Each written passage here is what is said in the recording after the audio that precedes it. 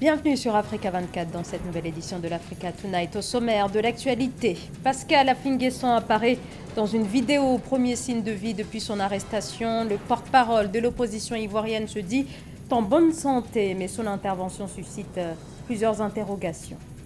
Pouvoir et opposition en ordre de bataille au Niger pour l'élection présidentielle. Une quarantaine de dossiers de candidature ont été déposés au ministère de l'Intérieur. Tous les ténors de la politique nigériane y figurent, vous le verrez.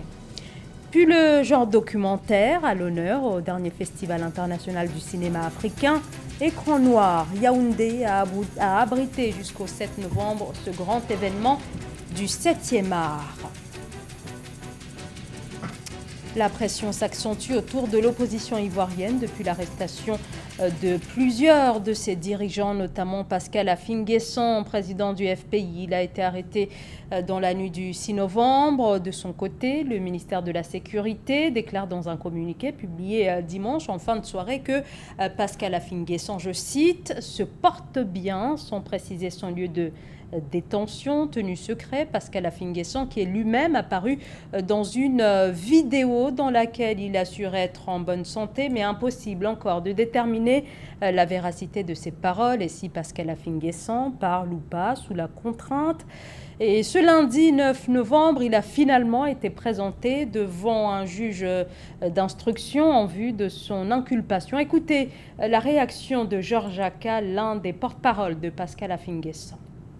Alors, ce qui se passe en Côte d'Ivoire est une situation extrêmement préoccupante, notamment la situation du camarade président Pascal Affi-N'Guessan, et notamment dans la vidéo avec la situation dégradante et humiliante que nous avons vue hier. Mais c'est grave que dans un État comme la Côte d'Ivoire, un homme politique de la trempe du président Affi, qui est président du parti politique, qui est député de la nation, qui est président du conseil régional et qui est un homme politique connu au plan mondial, puisse subir de telles humiliations pour des divergences politiques. Mais c'est très grave. Ça veut dire que la liberté d'expression en Côte d'Ivoire n'existe plus et qu'on est dans un État où voilà, toute l'opposition ou les adversaires politiques n'ont pas le droit de parler. Sinon, voilà, c'est 6000 pieds sous terre. Ce n'est pas normal. C'est dans ce contexte tendu que les manifestations ont repris ce lundi dans plusieurs localités du pays, notamment à Daoukro ou encore à Yamoussoukro, des manifestations visant à dénoncer le 3e mandat du président. Et sachez que le Conseil constitutionnel a validé ce lundi la réélection contestée du chef de l'État Alassane Ouattara. Alors qui pour succéder au président sortant Mahamadou Issoufou? Au total, ce sont 41 dossiers de candidature pour l'élection présidentielle du 27 décembre qui ont été déposés au ministère nigérien de l'Intérieur. Un nombre record de candidatures lors de la dernière élection. On en a dénombré 16. Alors, qui sera validé, qui ne le sera pas? C'est la grande question et la réponse doit être donnée au plus tard le 1er décembre. Reportage Sadou Alizé Mouktar, correspondant d'Africa 24 au Niger. C'est ce vendredi 6 novembre 2020 qu'a pris fin le dépôt de dossiers de candidature pour la présidentielle du 27 décembre au Niger.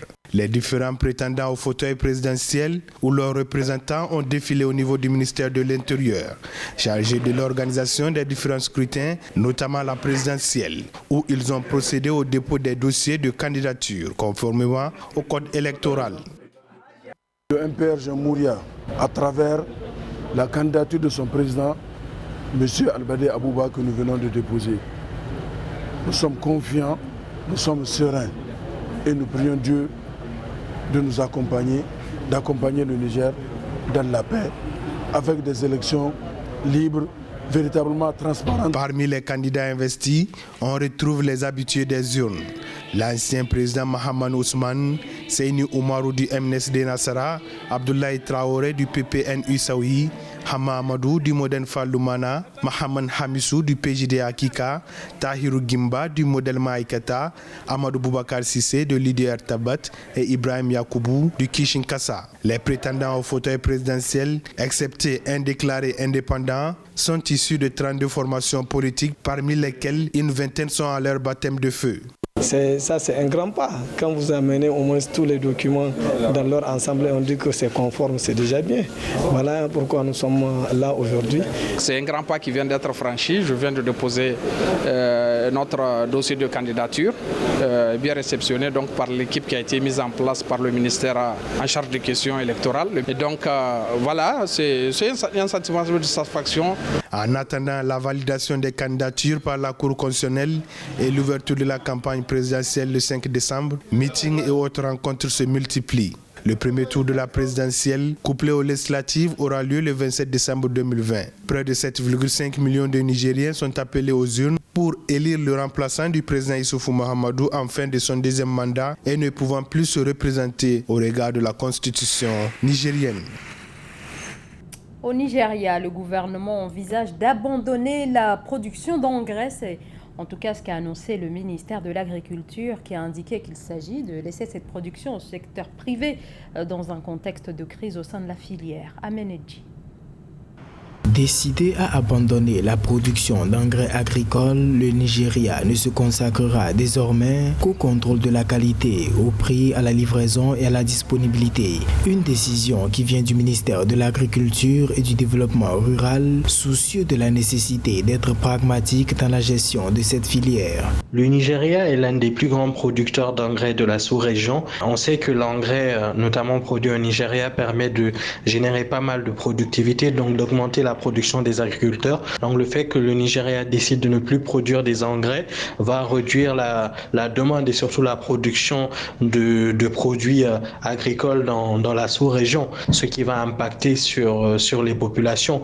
Mais encore une fois, il faut aussi voir l'idée peut-être du Nigeria de s'adapter à une nouvelle agriculture, une agriculture plus durable et plus écolo, c'est-à-dire qui respecte les problématiques environnementales. Producteur de sa propre urée, le Nigeria à lui seul, c'est 2 à 3 millions de tonnes d'engrais par an, sans oublier la production Dangote. Le Nigeria pense à créer un nouvel type d'agriculture qui soit une agriculture plus proche de ce qui commence à se faire aujourd'hui dans les pays occidentaux à travers l'agriculture de précision. Donc je pense que c'est une chose positive que le Nigeria essaye de prendre en compte certains enjeux climatiques et surtout environnementaux, car on sait que les engrais malheureusement détruisent la couche agricole. À noter qu'une usine de granulés d'un coût de 2 milliards de dollars et d'une capacité de production de 3 millions de tonnes par an était en vue, mais a pris du retard à cause de la pandémie mondiale du Covid-19.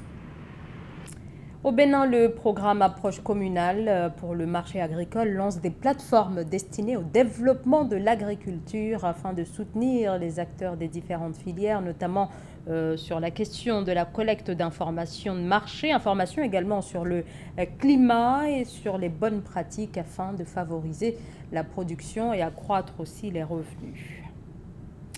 Le Togo se dote de postes automatiques de péage, un dispositif qui doit permettre de fluidifier le trafic routier et d'assurer la sécurité au niveau de la collecte des droits de passage grâce à l'automatisation des transactions. Voyez les précisions dans ce sujet de Samantha Saberou Saboubanga. Désormais, au Togo, les usagers de la route ont une multitude de voies depuis l'inauguration des péages à travers le pays. Les automobilistes auront dorénavant le choix entre les moyens classiques de paiement, à savoir le règlement des frais en espèces, et des moyens plus modernes, c'est-à-dire une borne magnétique. Ces postes de péage accepteront des cartes d'abonnement. L'autonomisation des points de péage est une bonne chose dans la mesure où ça va permettre une fluidité, l'accélération du trafic. Aujourd'hui, avec la digitalisation et les systèmes de paiement mobile, ça va permettre à ce que tous les usagers puissent faire leurs opérations de paiement des frais de péage sans pour autant des monnaies fiduciaires que nous traînons. Les usagers de la route pourront dorénavant badger au niveau de la borne magnétique pour qu'automatiquement la barrière s'élève, leur ouvrant le passage. Aussi, ils ne sont pas limités à ces deux options précédentes. De plus, un système intégrant la téléphonie est aussi mis en place. L'option vignette également est offerte aux usagers. Nous pensons bien que l'utilisation du mobile money aujourd'hui ou bien des cartes magnétiques qu'on mettra à disposition va permettre plus de fluidité et éviter surtout la frustration qu'on observe souvent avec les passagers. Au Togo, la digitalisation des services poursuit sa croissance. Le pays poursuit sa dynamique réformatrice avec de nouvelles réformes. Le péage est un système hybride ouvertes dans la zone urbaine. Notons qu'au niveau des tribunaux commerciaux, l'automatisation des procédures est rentrée dans sa phase effective. Si l'Afrique n'est responsable que de 3,8% des émissions totales de gaz à effet de serre, il subit de plein fouet les effets dévastateurs du changement climatique. Mais difficile pour l'Afrique de prendre le virage vers les énergies renouvelables à cause du manque de financement. Le continent attend en effet toujours la concrétisation des promesses formulées lors de la COP21. Amenedji. Sur la période 2017-2018, les financements pour le climat venant des pays développés en faveur de ceux en développement ont connu une hausse de 11%. De 111,2 milliards, ils sont passés à 118,9 milliards de dollars avec 25% de part pour le continent africain et 43% à l'Asie, selon le rapport Financement climatique fourni et mobilisé par les pays développés, publié par l'Organisation de coopération et de développement économique. Tout ce qui concerne les financements qui viennent de l'aide extérieure, c'est-à-dire par les institutions internationales, c'est un peu comme le gâteau. Et donc, il suffit en général pas. Et donc, à partir de ce moment-là, on se dit, bon, mais comme ça ne suffit pas, ce qui pourrait être au moins utile à regarder, ce serait les retombées. Or, vous venez de me dire que souvent les retombées, on peine à les voir. L'Afrique affiche un besoin accru de capitaux pour s'adapter aux effets du changement climatique et prendre part à la réduction des émissions de gaz à effet de serre. En termes de financement climatique public, l'Afrique de l'Est dispose de 7% de l'aide, 6% pour l'Afrique du Nord et l'Ouest, quant à elle, dispose de 5% à raison de 3,3 milliards de dollars. Les financements, quand ils arrivent, ils sont mis dans des projets ou des programmes. Les programmes sont mis en œuvre. Il y a des phases d'évaluation et à la fin, il faudrait qu'il y ait une sorte de bilan pour qu'on rende compte de ce qu'on a fait du financement ou de l'argent qu'on a octroyé. Dès lors qu'il n'y a pas cette redevabilité-là, on pourra toujours se poser la question de savoir qu'a-t-on fait du financement ou de l'argent. Et donc, il ne faudrait pas s'étonner que les retombées, on ne puisse pas les avoir. Voilà, moi, je crois que c'est une question de bon sens. Avec des progrès déjà considérables, les pays développés comptent atteindre un objectif annuel de 100 milliards de dollars, soit 93 milliards d'euros par an sur la période 2020-2025 en matière de financement climatique. Retour à présent sur le Festival international du cinéma africain Écran Noir. La capitale camerounaise a vibré au rythme de cette 24e édition qui, cette année, a mis à l'honneur le genre documentaire et le public a une fois de plus répondu présent à ce rendez-vous désormais incontournable. Nelly Claude Bessa. C'est quoi la culture?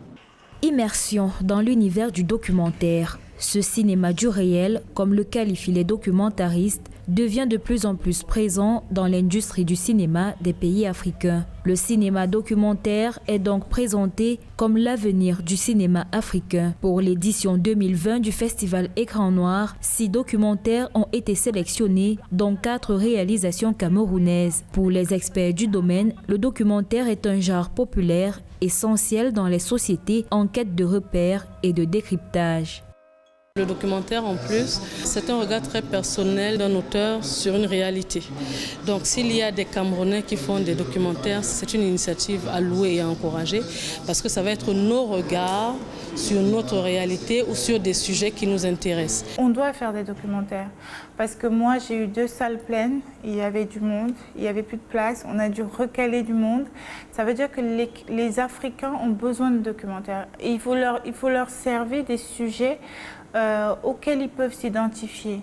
Le documentaire bénéficie aujourd'hui d'une diffusion et d'une visibilité abondante à la télévision en volume et en audience. Progressivement, le petit écran brise le monopole du cinéma sur les conventions sociales et esthétiques du documentaire, sur ses critères de légitimation artistique et tente non plus de révéler des œuvres et des artistes, mais de le rendre accessible à tous.